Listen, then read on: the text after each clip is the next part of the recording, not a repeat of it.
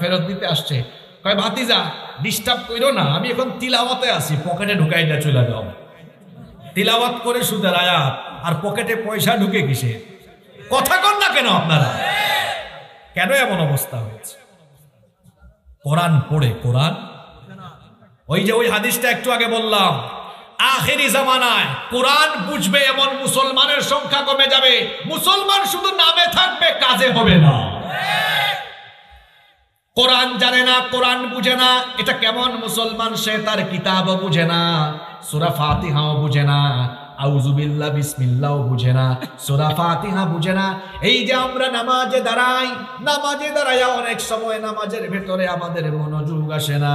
কেন আসে না? কারণ নামাজে আমরা যা পড়ি কিছুই আমরা বুঝি না। যদি আমরা বুঝতাম, আমাদের কনসেন্ট্রেশন, আমাদের মনোযোগ অন্যদিকে যেত না, আমাদের মনোযোগ অন্য কোনো দিকে যাওয়ার কোনো সুযোগই থাকতো না। আল্লাহর রাসূলের সাহাবীরা নামাজ কেমনে বুঝতেন শুনেন, ছোট্ট একটা ঘটনা আমার মনে পড়ে গেল। ঘটনাটা কি আমি বলবো? সাইয়েদনা আলী রাদিয়াল্লাহু আনহু এক যুদ্ধে তীরবিদ্ধ হয়ে গেলেন।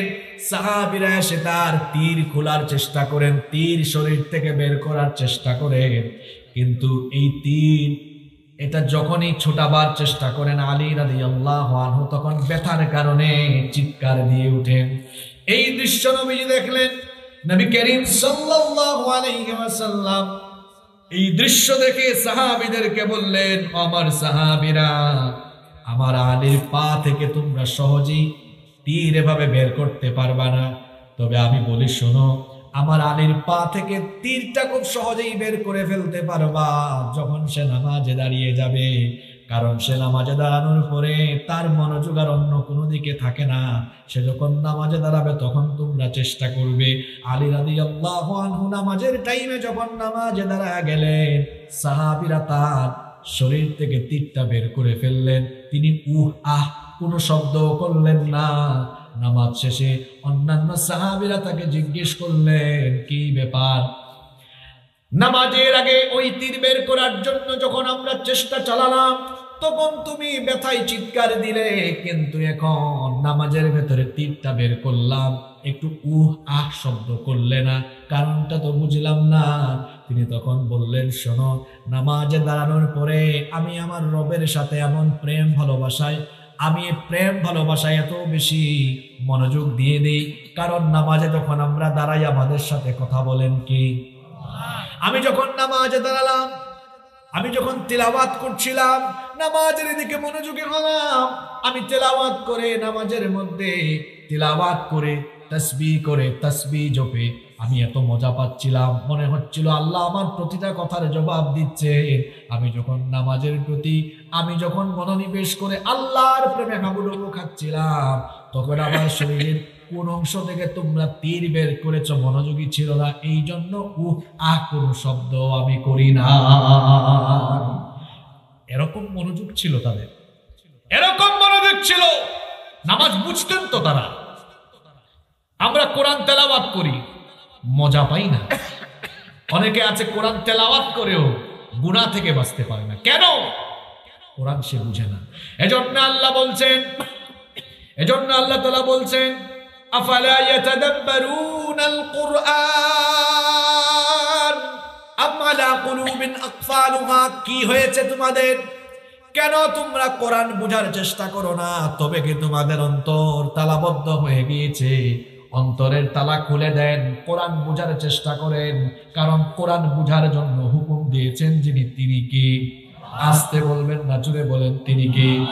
নাম্বার 6 পয়েন্টগুলো মনে রাখবেন, এগুলোই আসল ওয়াজ। 6 নাম্বার হলো কোরআন অনুযায়ী আমল করা। কোরআন পড়বেন কিন্তু কোরআনের কোনো আমল জীবনে থাকবে না, এটা তো মুমিনের স্বভাব হতে পারে না।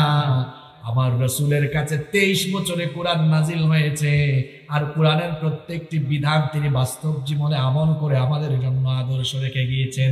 এই জন্য আম্মা জান আয়েশা রাদিয়াল্লাহু আনহার কাছে সাহাবায়ে কেরাম গিয়ে জানতে চেয়েছিলেন নবীজির চরিত্র কেমন ছিল।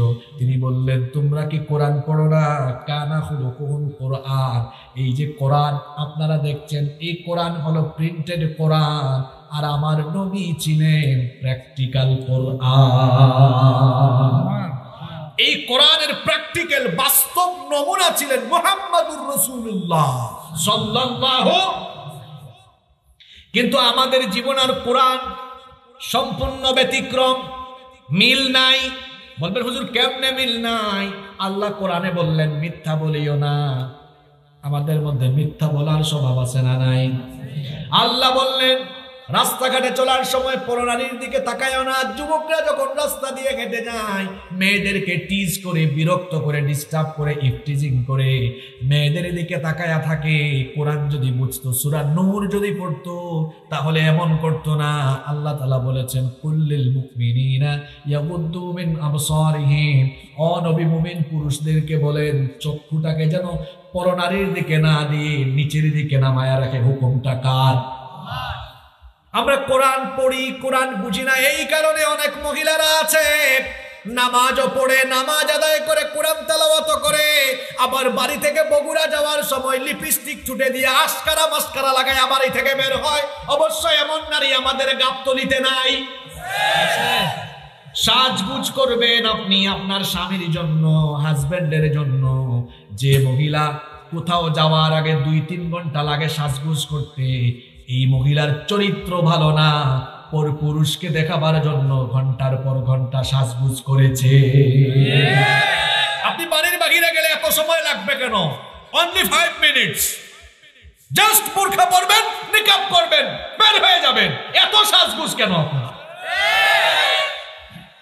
নিজের হাজবেন্ডের সামনে কামলা বেডির মতো থাকে।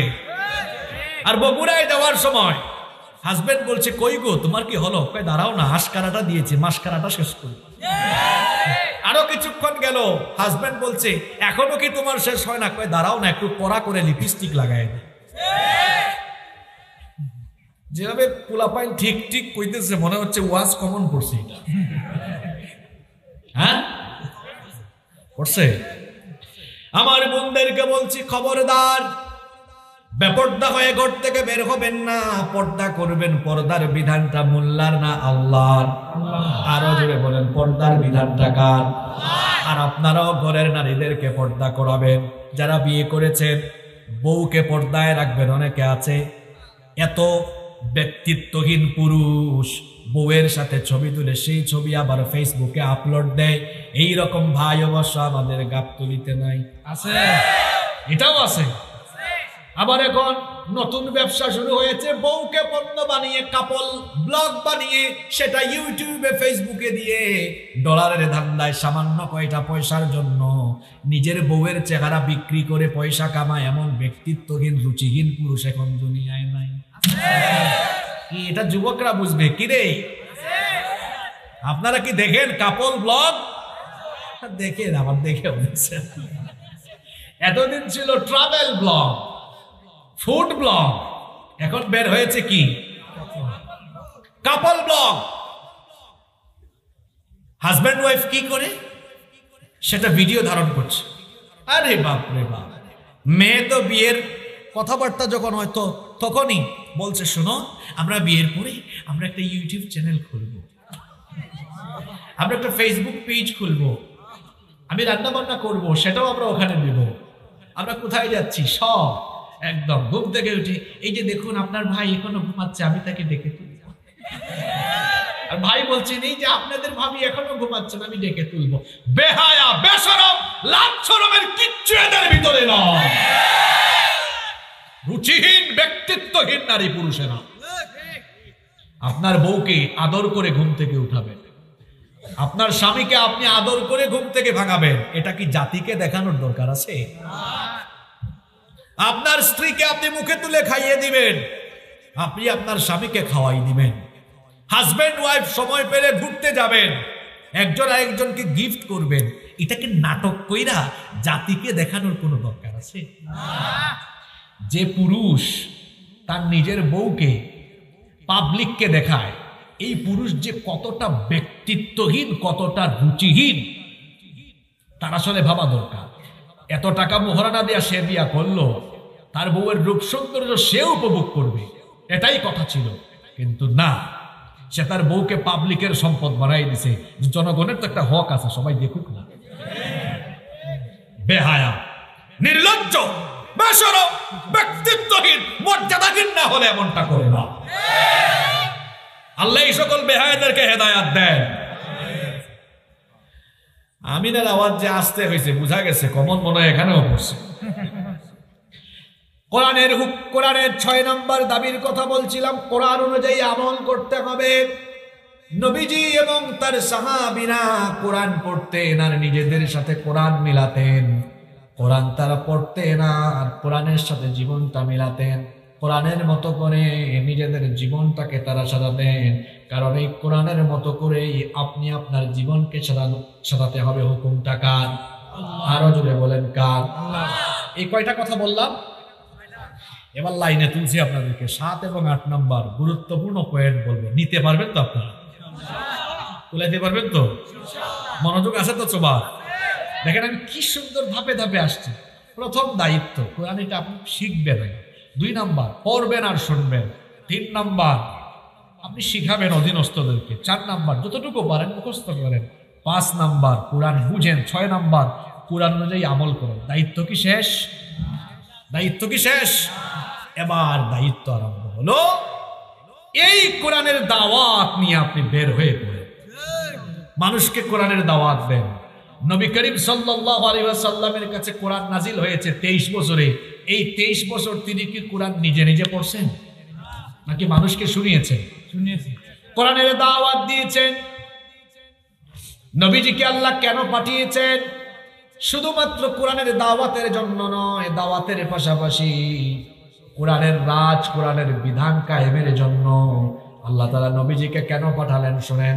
হুয়াল্লাযী আরসালা রাসূলাহু বিল হুদা ওয়া দীনিল হক লিইয়ুযহিরাহু আলাদ দীনি কুল্লিহি ওয়া কাফা বিল্লাহি শাহীদা। তিনি হচ্ছেন সেই মহান সত্তা যিনি তার রাসূলকে হেদায়েত আর দ্বীনে হক সহকারে দুনিয়ায় পাঠিয়েছেন। কেন পাঠিয়েছেন? লিইয়ুযহিরাহু আলাদ দীনি কুল্লিহি ওয়া কাফা বিল্লাহি শাহীদা, যাতে করে দুনিয়াতে যত পথ আছে, মত আছে, আদর্শ আছে, সকল পথ, মত আর আদর্শের উপরে ইসলামকে যেন, কোরআনকে যেন বিজয়ী আদর্শ হিসেবে প্রতিষ্ঠা করতে পারেন। এই জন্য রাসূলকে যিনি পাঠিয়েছেন তিনি কে? নবীজি শুধু এই কোরআন পড়েন নাই আর মসজিদে নববীতে রেখে দেন নাই। এই কোরআন প্রচার করেছেন, কোরআনের দাওয়াত দিয়েছেন, কোরআনের প্রচার করেছেন, কোরআনের রাজ কায়েমের চেষ্টা করেছেন বলেই কাফিররা তাকে পাগল বলেছে, জাদুকর বলেছে। কোরআনের রাজ কায়েম করতে চেয়েছেন বলেই কাফিররা তাকে মারপিট করেছে, তাকে রক্ত দিতে হয়েছে। তাকে কোরআনের রাজ কায়েমের জন্য তিনি এবং তার সাহাবীদেরকে এই রকম রক্ত দিতে হয়েছে। শুধু কোরআন পড়ে নিজে নিজে কোরআন পড়বেন আর কোরআন থেকে আমল করবেন, এই দায়িত্ব আপনার শেষ না। মানুষের কাছে কোরআনের দাওয়াত আপনাকে পৌঁছে দিতে হবে, মানুষকে এই মেসেজ দিতে হবে। এই কোরআন শুধু তেলাওয়াতের জন্য আসে নাই। এই কোরআন এসেছে, এই যে একটু আগে এই ছেলেটা স্লোগান দিল, এই কোরআন এসেছে কোরআন দিয়ে সবকিছুকে পরিচালনার জন্য। এই দাওয়াত আরম্ভ করলে বাধা আসবে, বিপত্তি আসবে, মুসিবত আসবে। 40 বছর পর্যন্ত যেই নবীজি কাফের মুশরিকদের চোখের মণি ছিলেন, যেদিন থেকে কোরআনের প্রচার আরম্ভ করলেন সেদিন থেকেই তিনি তাদের কাছে দুশমনে পরিণত হলেন। দৃশ্যপট বদলে গেল। দৃশ্যপটের পরিবর্তন। এবার তারা নবীজিকে পাগল বলা আরম্ভ করলো, জাদুকর বলা আরম্ভ করলো। এখন দুনিয়াতে ওই কাফিররা নাই, কিন্তু তাদের চরিত্র ধারণকারী লোকেরা আছে, যারা নবী রাসূলদের উত্তরসূরি আলেম উলামারা যখন কোরআন প্রতিষ্ঠা করতে হবে এই কথাগুলো যখন মানুষকে প্রচার করে, মানুষকে বুঝায়, তখন এই যুগের কোরআন বিরোধীরাও আপডেট গালি বের করেছে, এরা মৌলবাদী আর জঙ্গিবাদী। এগুলো পুরান পাগল, নতুন পাগল না। এ ধরনের পাগলামি দুনিয়ায় আগেও ছিল। নবী রাসূলদেরকে কাফির মুশরিকরাও এরকম গালিগালাজ করত। কেন করত? তারা মানুষকে বুঝাতেন দুনিয়ার কোনো তন্ত্র মন্ত্র চলবে না, আসমান জমিন কার? আরো জোরে বলেন আসমান জমিন কার? তো আইন চলবে আপনার বাপ দাদার, তাই না? আল্লাহর আসমানের নিচে জমিনের উপরে আপনার আর আপনার বাপ দাদার আইন চলবে না? আলা লাহুল খালকু ওয়াল আম, সৃষ্টি যার, আইনও চলবে তার। একজন মহামানব গোটা পৃথিবীর বিরুদ্ধে দাঁড়িয়ে গেলেন। তখন কার কথা বলছি বুঝতে পারছেন তো? সেই মহামানবের নাম মুহাম্মাদুর রাসূলুল্লাহ সাল্লাল্লাহু। তামাম দুনিয়ায় চলছে শিরক, তামাম দুনিয়ায় চলছে মানুষের তৈরি করা শাসন, মানুষের তৈরি করা আইন। 40 বছরে কোরআন নাজিল হয়েছে, তিনি ঘোষণা দিলেন লা, তোমরা যা করো কিচ্ছু মানি না। লা ইলাহা, কোনো ইলাহ নাই, কোনো আইনদাতা নাই, কোনো বিধানদাতা নাই, ইল্লাল্লাহ, আল্লাহ ছাড়া আমি এইসব কিচ্ছু মানি না। আমি আল্লাহর দুনিয়ায়, আল্লাহর জমিনে আল্লাহর আইন কায়েমের কথা বলছি। তামাম দুনিয়ার বিরুদ্ধে দাঁড়িয়ে এই রকম বিপ্লবী কথা বলা, এটা কি সোজা কথা না কঠিন কথা? তামাম দুনিয়ার বিরুদ্ধে একজন মহামানব দাঁড়িয়ে গেল। কাফেররা বলল তো পাগল হয়ে গেছে। নাউজুবিল্লাহ পড়বেন না? নবীজিকে কি তারা পাগল বলে নাই? এই কোরআন পড়ে দেখেন তারা নবীজিকে বলছে ওয়াকালু ইয়া আইয়ুহাল্লাযী নুজ্জিলা আলাইহিল যিকরু ইন্নাকা লামাজনুন। আর তারা বলতো যার উপরে এই কোরআন নাজিল হয় সে তো উন্মাদ, পাগল ছাড়া কিছুই নয়। একটা উদাহরণ দেই তাহলে বুঝবেন।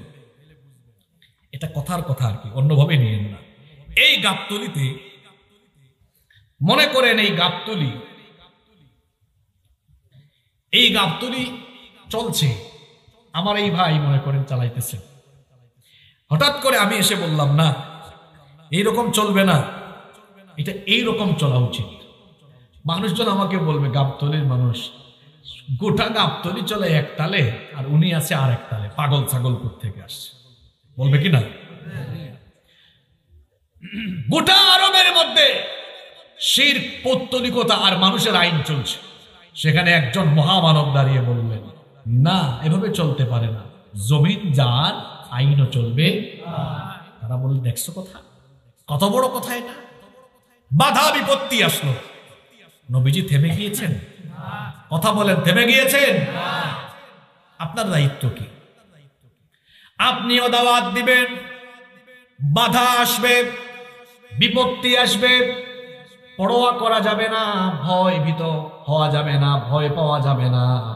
কারণ দিনের পক্ষে থাকলে, দিনের পক্ষে কথা বললে এই রকম বিপদ আসতে পারে, মুসিবত আসতে পারে। এই রকম বিপদ মুসিবত এর আগের যুগেও আসছে কি আসে নাই? ইব্রাহিম আলাইহিস সালাম দাওয়াত আরম্ভ করলেন, এমন এক জাতির প্রতি আল্লাহ তাকে পাঠালেন, ওই জাতির সব লোকেরা তো মূর্তি পূজারই ছিল, এমনকি তার বাবা ছিলেন মূর্তির কারিগর। এমন ঘরে জন্ম হয়েছে, তিনি দাওয়াত আরম্ভ করলেন শিরকের বিরুদ্ধে, তাওহীদের দাওয়াত। তার সেই দাওয়াত তারা প্রত্যাখ্যান করেছিল। লম্বা ঘটনা, ইব্রাহিম নবীকে শেষ পর্যন্ত নমরুদ অগ্নিকুণ্ড জ্বালিয়ে আগুনে নিক্ষেপ করেছিল। আগুনে নিক্ষেপের আগে নমরুদ বলেছিল, কি ব্যাপার ইব্রাহিম, বিশাল আগুনের কুণ্ডলি জ্বালিয়েছি, তুমি কি ভয় পাও নাকি? তোমার কি ভয় লাগে না? ইব্রাহিম আলাইহিস সালাম বললেন, কি বলো নমরুদ, আমি আল্লাহর দ্বীন প্রচার প্রতিষ্ঠার জন্য এই আগুনের কুণ্ডলিতে ঝাঁপ দিলে আমার আল্লাহ যদি খুশি হয়ে যান, তো একবার কেন বারবার ঝাঁপ দিলেও ইব্রাহিমের কলিজায় একবারও ভয় লাগবে না। আপনারা কারা? আপনারা তো ইব্রাহিমের সন্তান, আমাদের জাতির পিতা কি? জোর করে জাতির পিতা হয়েছে, তাই না? বানাইছে কি? মিল্লাতা আবিকুম ইব্রাহিম আলাইহিস সালাম দ্বীন প্রচার প্রতিষ্ঠার কাজ করতে গিয়ে আগুনের কুণ্ডলি জ্বালিয়ে তাকে নিক্ষেপ করা হয়েছে, তাকে থামানো যায় নাই। ইব্রাহিমের সন্তানরাও যদি এই রকম দ্বীন প্রচার প্রতিষ্ঠার আন্দোলনের জন্য উন্মাদ হয়ে, দেওয়ানা হয়ে, কোরআনের রাজ কায়েমের জন্য ময়দানে ঝাঁপিয়ে পড়ে, তাহলে নমরুদের গোষ্ঠী ভয় ভীতি দেখায় কোরআনের আন্দোলন থামায় দিতে পারবে না। কোরআনের প্রচার, এটাতে আত্মনিয়োগ করতে হবে। ইকামতে দ্বীনের কাজে, কোরআনের আন্দোলনে, কোরআনের মিছিলে আপনাকে শামিল হতে হবে। আপনার শরীরের শক্তি কার? শরীরের শক্তি দিয়েছেন কে? আল্লাহর দেওয়া শক্তি। আপনি কত মানুষের সামনে পিছে সামসামি করে করে শেষ করেন না? জানমাল দিয়েছেন কে? আল্লাহ বলছেন তোমাকে আমি জানমাল দিয়েছি, এটা কি আমার কাছে বিক্রি করবা নাকি বিক্রি করলে আমি কিনবো? আল্লাহ তাআলা সূরা তাওবায় বলেছেন ইন্নাল্লাহা আশতারা মিনাল মুমিনিনা আনফুসাহুম ওয়া আমওয়ালাহুম বিআন্না লাহুমুল জান্নাহ। নিশ্চয়ই আল্লাহ মুমিনদের জানমাল কিনে নিয়েছেন। জোরে বলেন তো কাদের?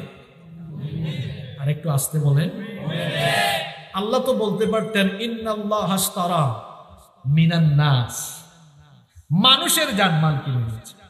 বলতে পারতেন মানুষের, বলতে পারতেন হিন্দুর কথা, বৌদ্ধের কথা, খ্রিস্টানের কথা, না বলে কাদের কথা বলেছেন? তার মানে জানমাল সবারটা আল্লাহ নিবেন না। আপনি মাল দিবেন, আপনি সিমেন্ট দিবেন, টাকা দিবেন, পয়সা দিবেন, হ্যাঁ দিলেই আল্লাহ নিয়ে নিবেন না। তো যে দিবে তাকে কি হওয়া লাগবে? কথা কয় না। মুমিন যদি একটা খেজুরও দান করে সেটা আল্লাহ নিবেন, আর মুনাফিক যদি 1000 কোটি টাকাও দান করে, 1000 কোটি টাকাও দেয়, আল্লাহ নিবে না। কথা বোঝা যায় না মনে হয়? আপনি গাবতলিতে গেছেন বাজার করতে, পচা মাছ, পয়সা তো দূরের কথা, মাগনা দিলে আপনি কিনবেন? ফ্রি দিলে? তা আপনি মানুষ, আল্লাহর সৃষ্টি মানুষ, ফ্রি দিলেও বাজে জিনিস নেয় না। আর আল্লাহ তাআলা মহা জ্ঞানী, আপনি আপনার পচা জান দিবেন, পচা মাল। পচা মাল মানে হচ্ছে আপনার ভেতরে ঈমান নাই, ঈমানহীন পচা জিনিস দিবেন, আল্লাহ ঠেকায় পড়ছে তো আল্লাহ নিবে। মুমিন থেকে আল্লাহ নিবে। কি দিবে আল্লাহ? জান আর মাল। অর্থাৎ মুমিন তার জান আর মাল আল্লাহর দ্বীনের পথে সে যদি দেয়, আল্লাহ ওটা নিবেন। বিনিময়ে আল্লাহ মুমিনকে জান্নাত দিবেন। সুবহানাল্লাহ। আপনার শরীরের এই শক্তি, সামর্থ্য, এটা দেওয়া হয়েছে দ্বীন প্রতিষ্ঠার আন্দোলনের জন্য, কোরআনের রাজ কায়েমের জন্য। এখানে তো অসংখ্য যুবক, এই যুবকরা যখন মোবাইল চালাতে, ফেসবুক চালাতে ব্যস্ত, টিকটকিং এ ব্যস্ত, নাচ গান রং তামাশায় ব্যস্ত, আল্লাহর রাসূলের যুবক সাহাবীরা ওই বয়সে ছিলেন কোরআন প্রতিষ্ঠার কাজে ব্যস্ত। আল্লাহর নবীর সাথী তারা হয়েছে, আর নবীজির সাথী হয়ে কিভাবে কোরআনের আইন বাস্তবায়ন করা যায়, কোরআনের শাসন প্রতিষ্ঠা করা যায়, সেই আন্দোলনে তারা শামিল হয়েছেন। সেই আন্দোলনে শামিল হয়ে রক্ত দিয়েছেন, জীবন দিয়েছেন, শাহাদাতের ঈদগাহে শামিল হয়েছেন। কেউ বা আবার নতুন বিয়ে করে বাসর ঘরে নতুন বউ রেখে জিহাদের ময়দানে ছুটে গিয়ে শহীদ হয়েছেন। যেমন জুলাইবিব রাদিয়াল্লাহু আনহুর ঘটনা আমরা জানি। একজন যুবক মানুষ, যুবকরা আছে না ঘুমাই গেছে? জুলাইবিব রাদিয়াল্লাহু আনহু একজন গরিব যুবক, উস্কো খুস্কো চুল, ধুলাবালি যুক্ত বদন, খুব কালো মানুষ, বেটে মানুষ ছিলেন। গায়ের রং ছিল কুচকুচে কালো, যার দিকে তাকাতেও মন চাইতো না। ঘর বাড়ি ছিল না, ভিটা মাটি ছিল না, এত গরিব ছিলেন, বাড়ি ঘর নাই, কিছুই নাই। মসজিদে নববীর পাশে আহলে সুফফায় তিনি থাকতেন। মাটি ছিল তার বিছানা, আসমান ছিল তার শামিয়ানা। কোনো খাবার দাবার তার কাছে ছিল না। মানুষ কিছু খেয়ে যদি উচ্ছিষ্ট ফেলে দিত, তো ওই উচ্ছিষ্ট খাবার তিনি খেতেন। পানি পানের জন্য একটা পানির পাত্র পর্যন্ত তার কাছে ছিল না। এত গরিব মানুষ, হাতের অঞ্জলি ভরে পানি পান করতেন। এই রকমের গরিব মানুষ যেদিন কিছু খাবার পাইতেন খাইতেন, না পাইলে সেদিন ক্ষুধার্ত থাকতেন। নবীজি একদিন সাহাবীদের সাথে মসজিদে নববীতে কথা বলছেন। ওই সময়ে জুলাইবিব পাশ দিয়ে যাচ্ছেন। নবীজি তার সাথে সাহাবীদেরকে বললেন, ওই যে আমার পাশ দিয়ে যায় আমার ওই যুবক সাহাবীকে তোমরা কি চিনো নাকি? সাহাবীরা বললেন, না, এত অপরিচিত মানুষ, তাকে তো আমরা চিনি না। নবীজি বললেন, তোমরা না চিনলেও কি হবে, আমি তাকে চিনি। এ হচ্ছে আমার প্রিয় সাহাবী জুলাইবিব। দেখেন নেতা কারে কয়? একজন ক্ষুদ্রতম পর্যায়ের কর্মীর খবরও তার কাছে আছে না নাই? কি জাতের নেতা, নেতৃত্ব কারে কয়, নেতৃত্বের গুণাবলী কেমন ছিল সবার খোঁজ খবর নবীজির কাছে থাকতো। নবীজি জুলাইবিবকে ডাকলেন, বললেন, ইয়া জুলাইবিব, তুমি কি বিয়ে করবা না? বয়স তো হয়ে গেল, যুবক মানুষ। জুলাইবিব রাদিয়াল্লাহু আনহু বললেন, আমাকে কে তার মেয়ে বিয়ে দিবে? আমি তো গরিব মানুষ, দেখতে খাটো বেটে প্রকৃতির, গায়ের চামড়া কুচকুচে কালো, গায়ের মধ্যে যে জামা কাপড় আছে সেগুলোও ছিঁড়া, ঘর বাড়ি হয় সম্পদ কিচ্ছু নাই, কে তার মেয়ে আমার কাছে বিয়ে দিবে? আমি আখিরাতের আশায় আছি, আল্লাহ যদি আখিরাতে কিছু দেন আলহামদুলিল্লাহ। তখন নবীজি ওই দিন আর কোনো কথা বললেন না, জুলাইবিব চলে গেলেন। দ্বিতীয় দিন আবার নবীজি জুলাইবিবকে একই রকমের প্রশ্ন করলেন, জুলাইবিব একই রকমের উত্তর দিলেন। তৃতীয় দিনও জুলাইবিবকে নবীজি একই রকম কথা বললেন, জুলাইবিব একই রকমের উত্তর দিলেন। নবীজি জুলাইবিবকে কাছে ডাকলেন, জুলাইবিবকে কাছে ডেকে বললেন, আমার অমুক আনসারী সাহাবীর বাড়িতে যাও, তাদের ঘরে একটা সুন্দরী মেয়ে আছে, গিয়ে বলো আল্লাহর রাসূল আমাকে পাঠিয়েছেন বিবাহের পয়গাম দিয়ে আপনাদের মেয়েকে আমার সাথে বিয়ে দেওয়ার জন্য। নবীজির কথা মোতাবেক জুলাইবিব রাদিয়াল্লাহু আনহু ওই আনসারী সাহাবীর বাড়িতে গিয়ে দরজায় নক করলেন। ওই সাহাবী দরজা খুলে দিলেন, বললেন, আপনি কে? আমি তো চিনলাম না। জুলাইবিব রাদিয়াল্লাহু আনহু নিজের পরিচয় দিয়ে বললেন, আল্লাহ রাসূল আমাকে পাঠিয়েছেন। ওই সাহাবী ঘরের ভেতরে ঢুকালেন। জুলাইবিব রাদিয়াল্লাহু আনহু বললেন, আল্লাহর রাসূল বিবাহের পয়গাম দিয়েছেন, আপনার মেয়েকে আমার কাছে বিয়ে দিতে বলেছেন। তিনি তখন বললেন, কি বলো? তোমার শরীরের চামড়া এত কালো, বেটে মানুষ, তোমার চুলগুলো উস্কো খুস্কো, গায়ের মধ্যে জামা কাপড় ছেঁড়া, আমি এত ধনী মানুষ, আমার মেয়েটাও সুন্দরী, তুমি কেমনে আমার মেয়েকে বিয়ে করার সাহস করলে? ভেতরে গেলেন, স্ত্রীর সাথে এই কথাবার্তা বলছেন। স্ত্রীও উকি দিয়ে দেখলেন ছেলেটার জামা কাপড় ছেঁড়া, কালো, বেটে, এত গরিব মানুষ, স্বামী স্ত্রী কথা বলছেন। এইরকম তো একটা ছেলের কাছে আমাদের মেয়ে বিয়ে দেওয়া যায় না। ওইদিকে ঘরের ভেতর থেকে মেয়ে সব কথাবার্তা শুনে ফেলেছে। মেয়ে তখন বলল, আব্বাজান, আম্মাজান, এত বড় দুঃসাহস আপনাদের কি করে হলো? আল্লাহর রাসূল যে প্রস্তাব দিয়েছেন সেই প্রস্তাব ফিরিয়ে দেওয়ার সাহস আপনাদের কেমনে হলো? তখন মা বাবা দুজনেই বললেন, মেয়ে আমার, তুমি হয়তো ঘরের ভেতর থেকে আবেগের চোটে কথা বলছো, একটু ঘরের ভেতর থেকে বের হয়ে ছেলেটাকে একবার দেখো, দেখবা বিয়ে করতে মন আর চাইবে না। এত কালো, উস্কো খুস্কো চুল, গায়ের জামা কাপড় ছেঁড়া, গায়ের মধ্যে ময়লা, ঘর বাড়ি কিছুই নাই। তখন মেয়ে বললেন, আব্বা আম্মা, কিচ্ছু দেখা লাগবে না, আল্লাহর রাসূল আমার জন্য যাকে ঠিক করে প্রস্তাব দিয়েছেন সে যেমনই হোক আমার কোনো আপত্তি নাই, নবীজির প্রস্তাবে আমি রাজি হয়ে গেলাম। বিয়ে হয়ে গেল। প্রথম রাত, ফুল সজ্জার রাত, বাসর সজ্জায় জুলাইবিব রাদিয়াল্লাহু আনহু তার এই সুন্দরী স্ত্রীর কাছে গিয়েছেন, কথাবার্তা বলছেন, প্রেম ভালোবাসা নিবেদনের সময়। কিন্তু ওই সময়ে দরজার বাহির থেকে আওয়াজ শোনা গেল, আইনা জুনুদুল্লাহ, আল্লাহর মুজাহিদরা কোথায়? নবীজি জিহাদের ডাক দিয়েছেন।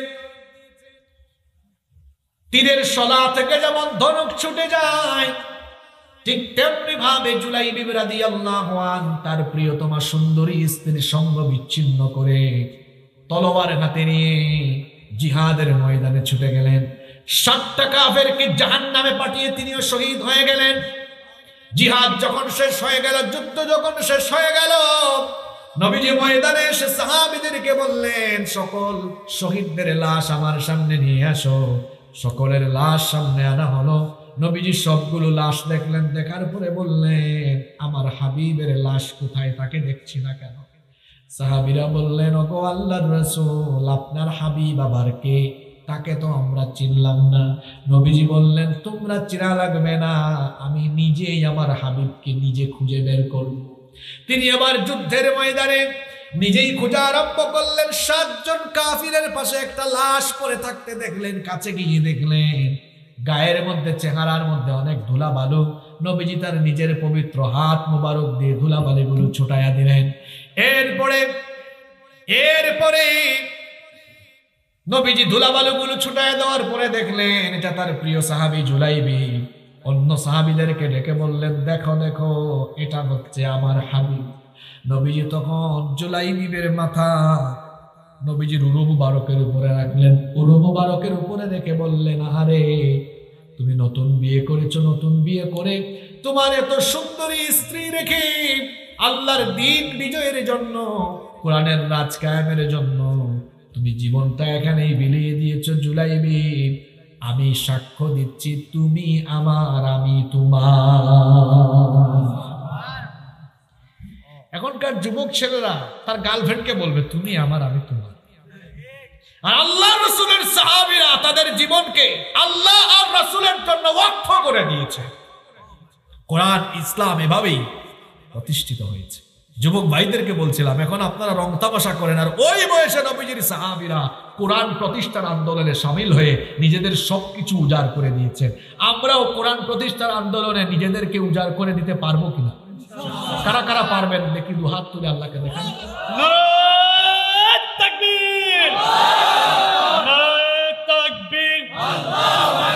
আল কোরআনের আলো, সংসদের জালো, ইসলামের শত্রুরা হুঁশিয়ার সাবধান। নারায়ে তাকবীর। মহিলারা কি করবে? তারা কি কোরআন প্রতিষ্ঠায় তাদের এগিয়ে আসা দরকার না? ইসলাম প্রতিষ্ঠায় আপনাদের অবদান বেশি না মহিলাদের অবদান বেশি? সর্বপ্রথম পুরুষ ইসলাম কবুল করে নাই, সর্বপ্রথম ইসলাম কবুল করেছেন মহিলা, নবীজির প্রিয়তমা স্ত্রী, আমাদের মা আম্মা জান খাদিজা আত-তাহিরা রাদিয়াল্লাহু আনহা। নবীজি হেরা গুহা থেকে ফিরলেন, ওহী নাযিল হলো। নবীজি এসে খাদিজা রাদিয়াল্লাহু আনহাকে বললেন, জাম্মিলুনি, খাদিজা আমাকে কম্বল দিয়ে ঢেকে দাও। লাকাদ খাশিতু আলা নাফসি, আমি ভয় পেয়েছি, আতঙ্কিত হয়েছি, মনে হয় কোনো অনিষ্ট বা কোনো ক্ষতিকারক কিছু। তখন তিনি বললেন, ওয়াল্লাহি লা ইউযিকাল্লাহু আবাদা, আল্লাহর কসম, আল্লাহ আপনাকে অপমানিত করবেন না, লাঞ্ছিত করবেন না। একজন স্ত্রী তার স্বামীর চরিত্রের ব্যাপারে কি কথা বলে শুনেন। তিনি বললেন, আপনি তো খুব ভালো মানুষ, পরোপকারী, কাউকে কষ্ট দেন না, গরিবদেরকে সহযোগিতা করেন, নিজে কষ্ট পান কিন্তু কাউকে কষ্ট দেন না, আত্মীয় স্বজনের খবর রাখেন, এজন্য আল্লাহ আপনাকে অপমানিত করবেন না। নবী যখন পুরা ঘটনা শোনালেন, বললেন, খাদিজা, আমাকে তো আল্লাহ নবুয়ত দিয়েছেন। আম্মা জান খাদিজা রাদিয়াল্লাহু আনহা টু শব্দও করেন নাই, আপত্তিও জানান নাই। শোনেন মা বোনরাও শোনেন, আপনারাও শোনেন, একজন স্ত্রী তার স্বামীর খেদমত করতে পারে, স্বামীকে ভালোবাসা দিতে জানে, স্বামীর সাথে রোমান্স করতে জানে, স্বামীর খেদমত করতে পারে, আনুগত্য করতে পারে, স্বামীর সেবা করতে পারে, কিন্তু নিজের স্বামীর প্রতি ঈমান আনা, স্বামীকে নবী বলে ঘোষণা দেওয়া সোজা কথা না কঠিন কথা? কারণ আপনি কেমন অন্য কেউ না জানলেও আপনার বউ জানে। যেমন ফেরাউন নিজেকে বলেছিল আমি খোদা, গোটা মিশরে বলে আমি খোদা, তার বয়ে কেউ কিছু বলে না, কিন্তু তার নিজের স্ত্রী আসিয়াকে গিয়ে বলে, আসিয়া আমি তো খোদা। আসিয়া কই, তুই খোদা না হুদা এটা আমার থেকে ভালো কেউ জানে না। নিজের স্ত্রী কিন্তু জানে আপনি কেমন। নবী যখন তার প্রিয়তমা স্ত্রীকে গিয়ে বললেন, খাদিজা রাদিয়াল্লাহু আনহা বললেন, আমি তো আপনার ইনসাইড আউটসাইড সব জানি, 15 বছর ধরে আপনার সাথে সংসার করছি, আপনার ইনসাইড আউটসাইড সবই আমার জানা। আপনার এই পুত পবিত্র চরিত্র, এগুলো সাধারণ মানুষের চরিত্র নয়, এগুলো প্রমাণ করে আপনি অবশ্যই আল্লাহর পয়গাম্বার। সুতরাং আমিও আর দেরি করব না, প্রথমে আমি ঈমান আনলাম, লা ইলাহা ইল্লাল্লাহ মুহাম্মাদুর রাসূলুল্লাহ সাল্লাল্লাহু। মহিলারাও দিন প্রতিষ্ঠায় অনেক অবদান রেখেছেন। সর্বপ্রথম দিনের জন্য শাহাদাত বরণ করেছেন নারীরা।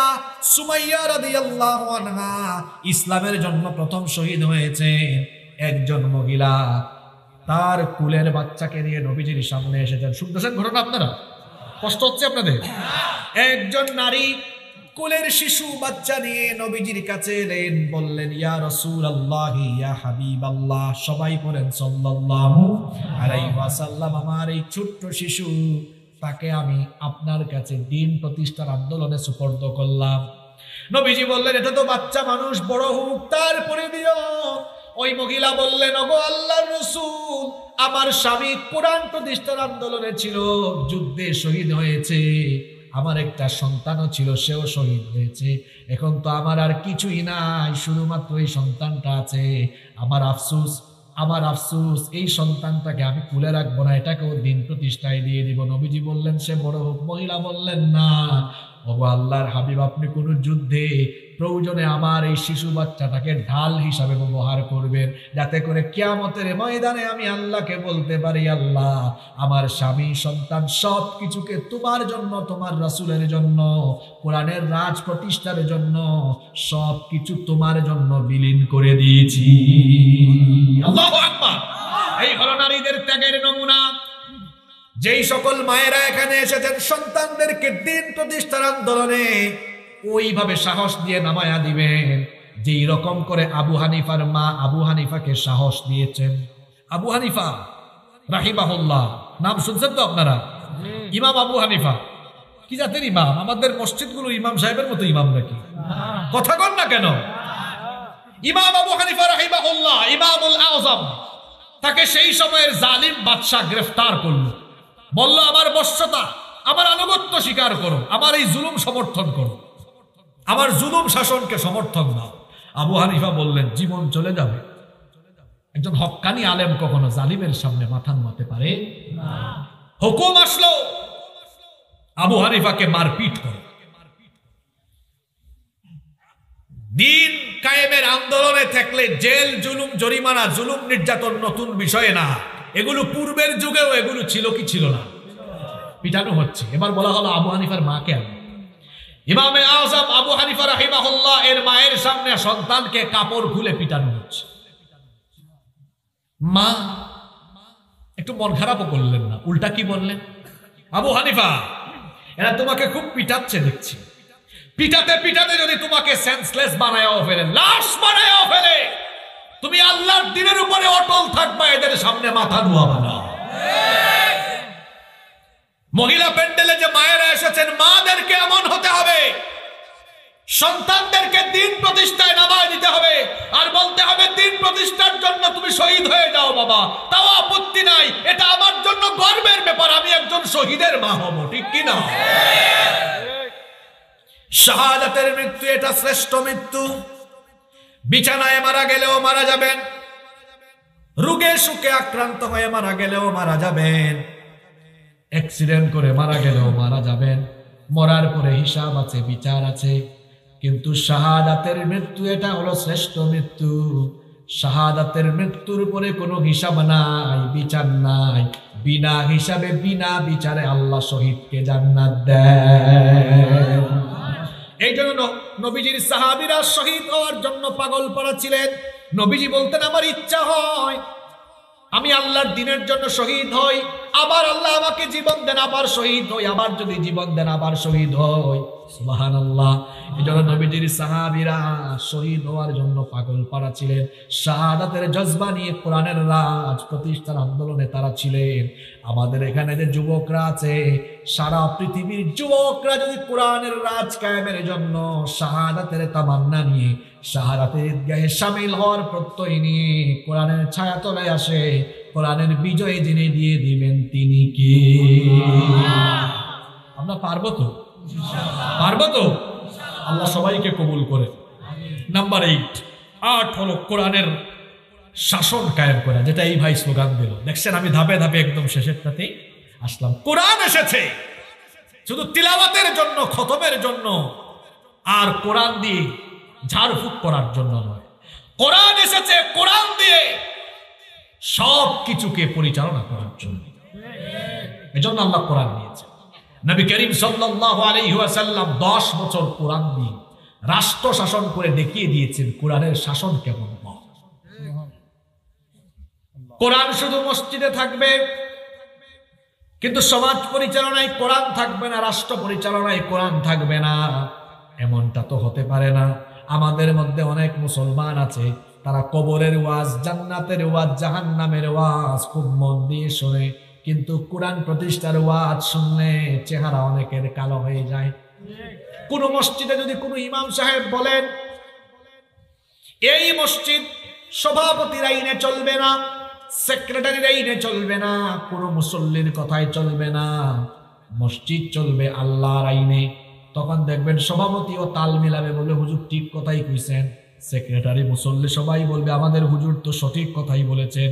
মসজিদ চলবে আল্লাহর আইনে, এই কথাটা সবাই মেনে নেবে।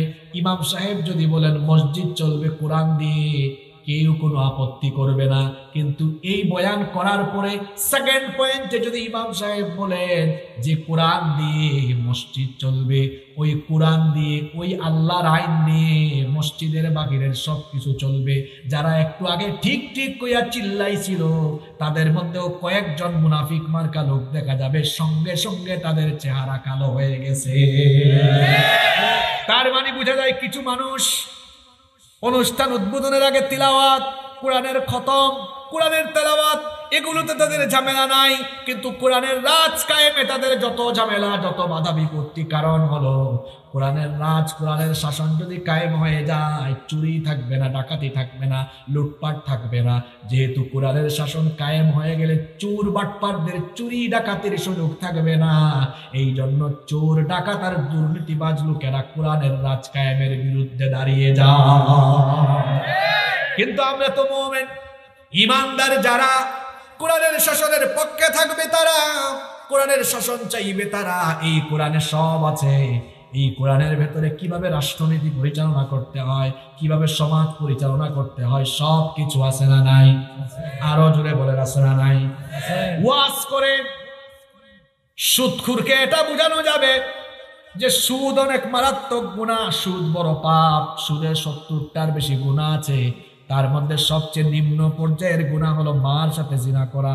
শুনতে খারাপ দেখাবে, ওয়াজ যারা শুনবে তারাও করবে, নাউজুবিল্লাহ। কিন্তু দেখা যাবে যারা ওয়াজে আসলে এদের মধ্যে কয়েকজন বাড়িতে গিয়া সুদ খাবে। কিন্তু এই কোরআন দিয়ে, ওয়াজের পাশাপাশি কোরআন যদি সংসদে থাকে, রাষ্ট্র পরিচালনায় থাকে, আর ওখান থেকে যদি হুকুম হয়, কোরআনে যেহেতু সুদ হারাম করা হয়েছে, আমার দেশে সুদ হারাম, সুদ খাইলে শাস্তি দেওয়া হবে, জেলে ঢুকানো হবে। দেখবেন যখন কোরআনের আইনগুলো ক্ষমতার মাধ্যমে সমাজে প্রয়োগ করা হবে, যেটা ওয়াজে হয় না সেটা ক্ষমতা দিয়ে হবে, আইন প্রয়োগ হলে দেখা যাবে সুদখুরদের সুদ এমনি বন্ধ হয়ে যাবে। বলা হয়েছে কোরআনে নামাজ কায়েম করো, নামাজের এত ওয়াজ হবে, ফজরের নামাজে কেউ যাবে, কেউ যাবে না। কিন্তু আল্লাহ কোরআনে বলেছেন রাষ্ট্র পরিচালনায় গেলে মোমেনরা সর্বপ্রথম নামাজ কায়েম করবে। যদি কোরআনের পার্লামেন্ট থাকে আর সেখান থেকে আইন হয়, এই রাষ্ট্রে সবাইকে আজান হলে নামাজে যেতে হবে, নামাজে না গেলে লাগানো হবে। তখন দেখবেন ওই লাগানোর বাইরে সবাই আজান হলে মসজিদে দৌড় মারবে। কি বুঝলেন? মাঝে মাঝে যেটা ওয়াজ দিয়ে হয় না, ওটা ক্ষমতা দিয়ে হয়। কি দিয়ে হয়? জোরে বলেন, কি দিয়ে হয়? এই জন্য ইসলাম ভালো কাজের ব্যাপারে বলছে আদেশ করো, আর মন্দ কাজের ব্যাপারে বলেছে নিষেধ করো। এখানে আলেমরা বসে আছে, কি বলেছেন আল্লাহ? তা'মুরুনা বিল মা'রুফ ওয়া তানহাউনা আনিল মুনকার। ভালো কাজের জন্য আদেশ করো, আবার অসৎ কাজকে অর্ডার করে বন্ধ করো। ইসলাম যদি, কোরআন যদি ক্ষমতার জায়গায় না থাকে, তখন দেখা যাবে দরখাস্ত একটা লিখে বলা হবে এই দাবিগুলো মেনে নেন, অনুরোধ করছি। কথা কি বোঝা যায়? আমাদের দাবিগুলো মানতে হবে, এগুলো করতে হবে, দাবি করব, অনুরোধ করব। আর ইসলাম যদি ক্ষমতার জায়গায় থাকে, কোনো দাবি নেই, অনুরোধ নয়, ভালো কাজ আদেশ দিয়ে আইন পাস করে জারি করা হবে, অন্যায় কাজকে অর্ডার করে বন্ধ করে দেওয়া হবে। ইসলাম আদেশের জায়গায় থাকার জন্য এসেছে। আফসোস, কোরআনের ধারক বাহক উলামায়ে কেরাম ঐক্যবদ্ধ হয়ে জাতিকে কোরআনের শাসনের কথা না বুঝায়া, কেউ কষ্ট নিবেন না আমার কথা, আলেমরা এখন বৈশা বৈশা লম্বা লম্বা দরখাস্ত নিয়ে দান, মানববন্ধন করেন, দাবি করেন, এইটা করেন, ওইটা করেন। নবীজির সিরত তো সবাই পড়েছেন, ইসলাম অনুরোধের জায়গায় থাকার জন্য আসে নাই। এদেশের আলেমদেরকে জনগণ এত ভালোবাসে, এদেশের আলেমরা যদি দলাদলি ভুলে সব এক টেবিলে বসে যায়, এদেশের মানুষ আলেমদের হাতে সবকিছু তুলে দিবে। মানে হুজুররা নিজেরাই এক হইতে পারতেছে না, হুজুররা নিজেরাই এক হইতে পারতেছে না। কৌমি আলা তারা আলাদা, আলিয়া আলা তারা আলাদা। কৌমি আলিয়া একটা আরেকটা দেখতেও পারে। কৌমি গ্রুপ, আলিয়া গ্রুপ, তারা যদি আলাদা আলাদাই থাকে আর সব আলেম ওলামা আলাদা আলাদাই থাকে, তাহলে মারামারি পিটাপিটি সামনে আরো আছে। কথা কি বোঝা যায়? অনুরোধ জানাতে হবে, এটা করেন ওইটা করেন, দাবি মানতে হবে। ইসলাম অনুরোধের জায়গায় থাকার জন্য আসে নাই। ইসলাম অনুরোধের জায়গায় থাকার জন্য আসে নাই। নবীজি 13 বছর মক্কায় দাওয়াত দিয়েছেন।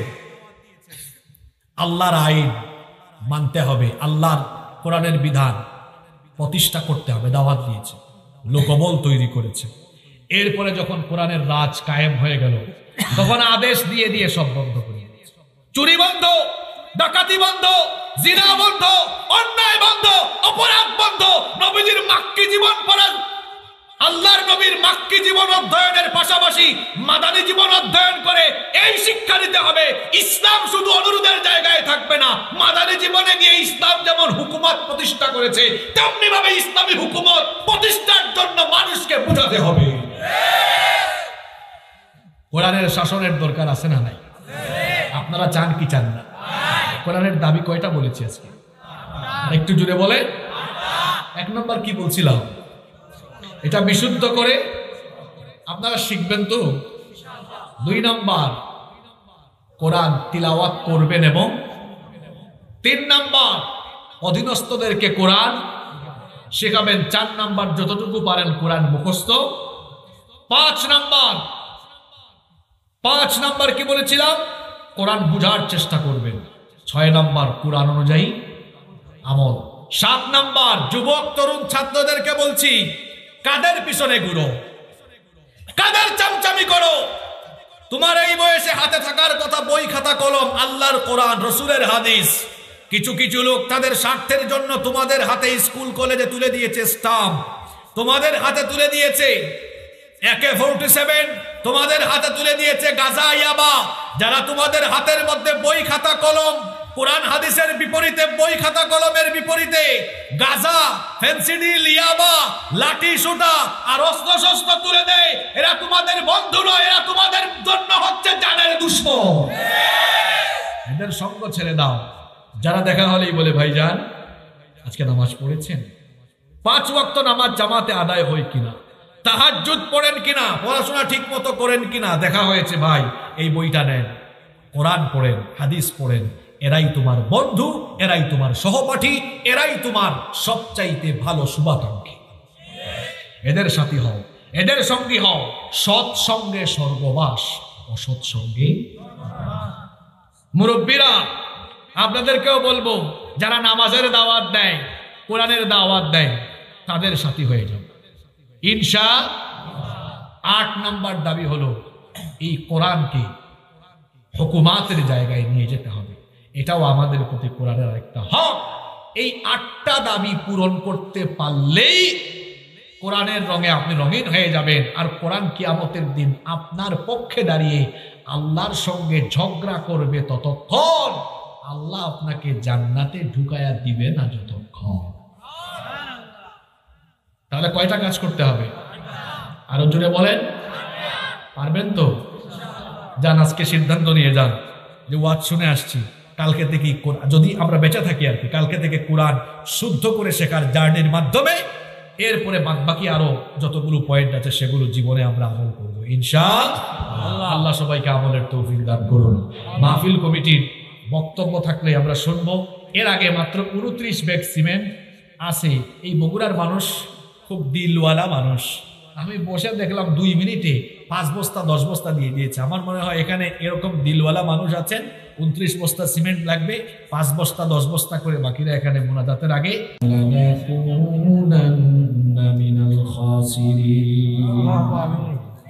ربنا لا تزغ قلوبنا بعد إذ هديتنا وهب لنا من لدنك رحمة إنك أنت الوهاب رب العالمين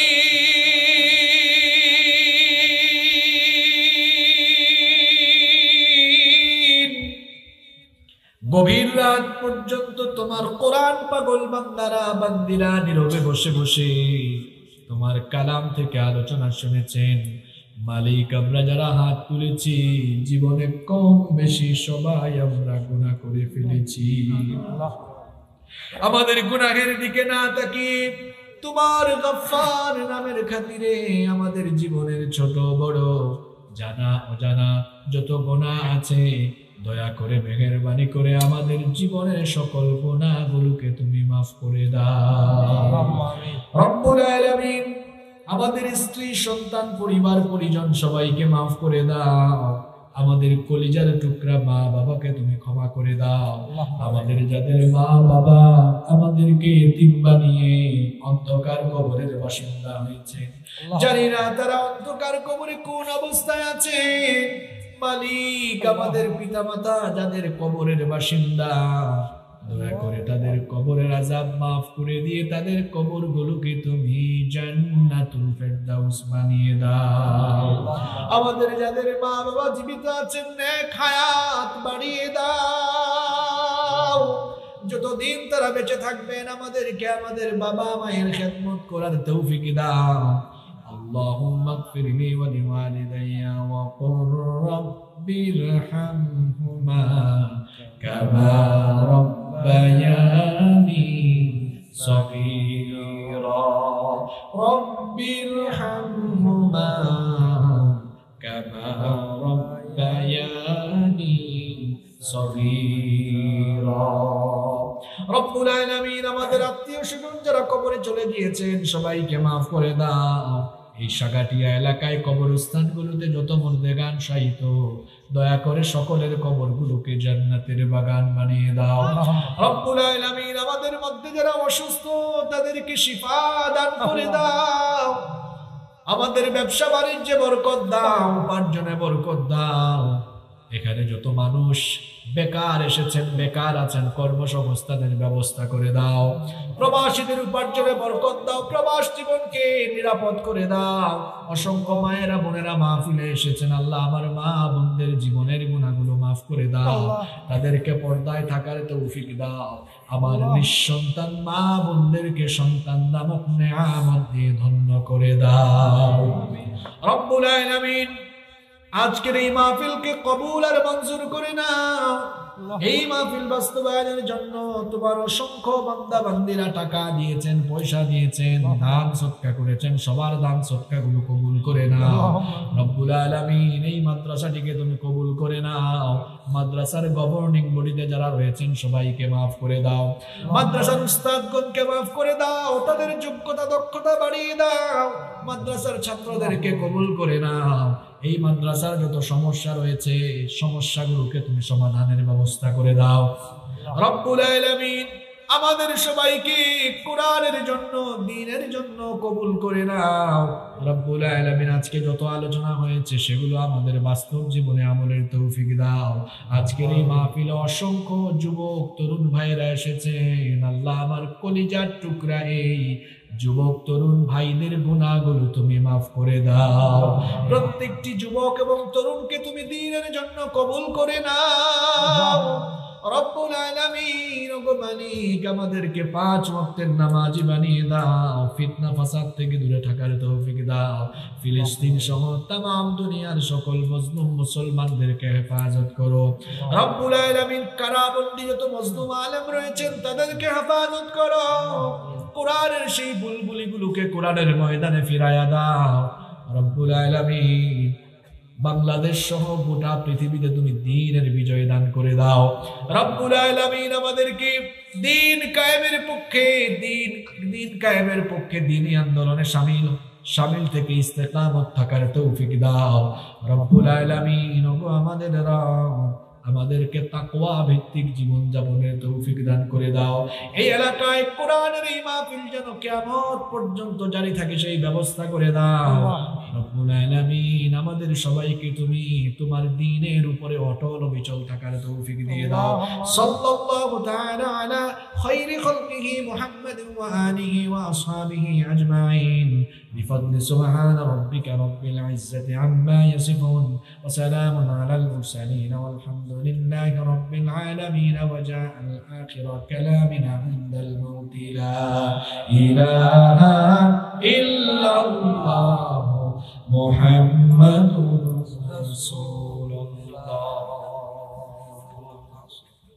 আসসালামু আলাইকুম।